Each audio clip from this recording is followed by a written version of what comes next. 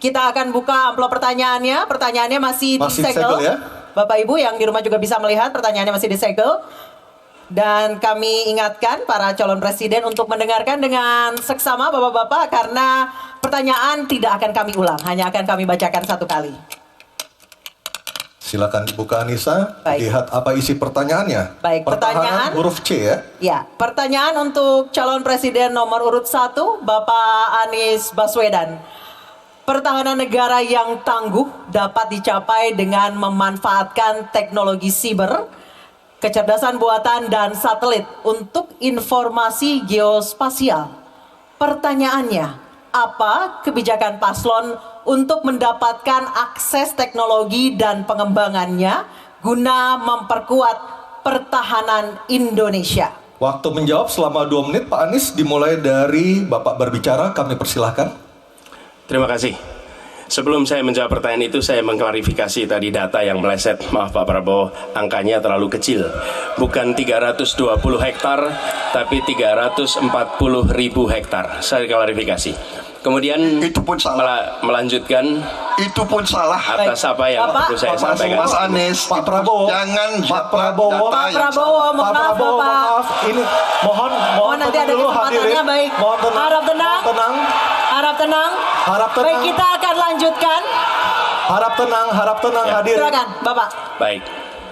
Ini adalah salah satu ancaman non-tradisional yang makin hari makin nyata dirasakan di Indonesia.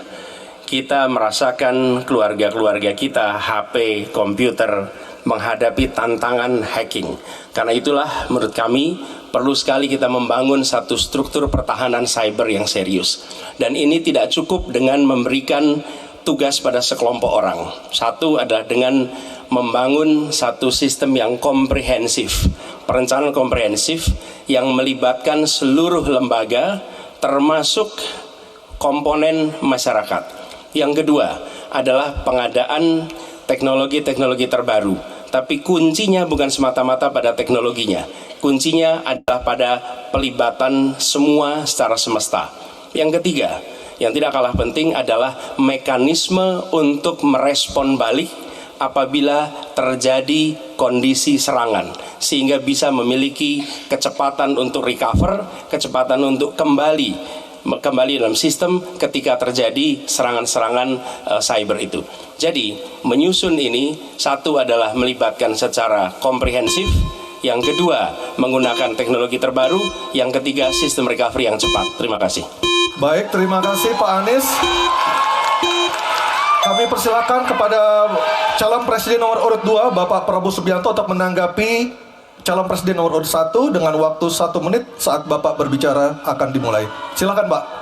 Iya, sekali lagi ya, saya berpandangan Pak Anies juga terlalu teoritis. Semuanya bagus, indah, tetapi yang nyata tentang masalah AI, cyber, teknologi tinggi dan sebagainya adalah sumber daya manusianya, awaknya. Saya begitu jadi menteri, saya membentuk 4 fakultas baru di bidang sains, teknologi, engineering, dan mathematics. Kita menyiapkan putra-putri kita terbaik untuk menguasai teknologi, untuk menguasai sains, untuk menguasai artificial intelligence, untuk menguasai cyber. Bukan barang yang kita beli, kita harus kuasai know-how-nya, kita harus kuasai sistem yang harus kita pegang. Dan menurut saya itu adalah inti daripada masalah.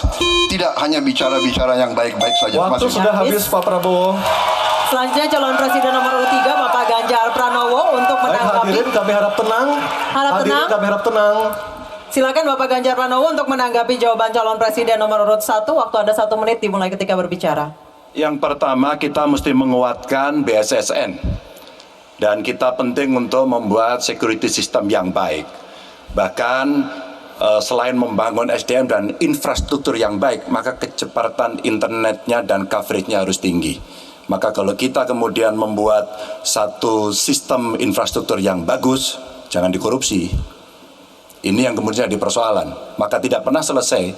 Dan tentu saja LPDP itu punya potensi yang sangat tinggi untuk memberangkatkan orang-orang, anak-anak hebat ke sana. Namun demikian, ketika mereka sudah balik, mereka mesti diberikan ruang untuk bisa bekerja. BRIN bisa kita libatkan. Ya, mereka bisa membuat kolaborasi yang sangat bagus. Bahkan kemudian pengamanan di kepolisian, saya kira perlu cyber institution yang dipimpin oleh Jenderal Bintang 3. Dan kita perlu duta besar cyber. Baik, masih ada sisa waktu. Ya. Baik, cukup. Dan sekarang Harap tenang. hadirin harap tenang, kita berikan kesempatan kepada 3 orang capres kita untuk berbicara. Kami persilakan pada Pak Anies untuk menanggapi 2 capres sebelumnya. Silakan Pak Anies, waktu 1 menit.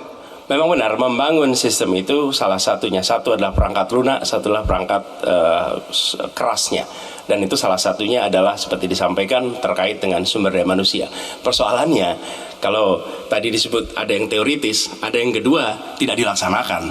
Jadi selama 5 tahun ini, apa yang dikerjakan dalam mempertahankan sistem cyber kita? Mohon tenang. Justru di situ letak problemnya.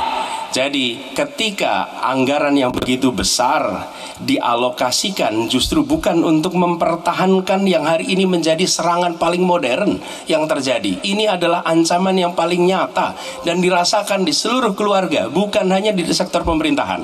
Karena itu menurut kami langkahnya investasi jangka panjang boleh, tapi manfaatnya itu baru dirasakan bisa 5 tahun, 10 tahun yang akan datang. Pertanyaannya hari ini dan kemarin apa? Dan itulah yang menjadi fokus kita. Segera siapkan sistemnya, segera siapkan orangnya, segera siapkan langkahnya.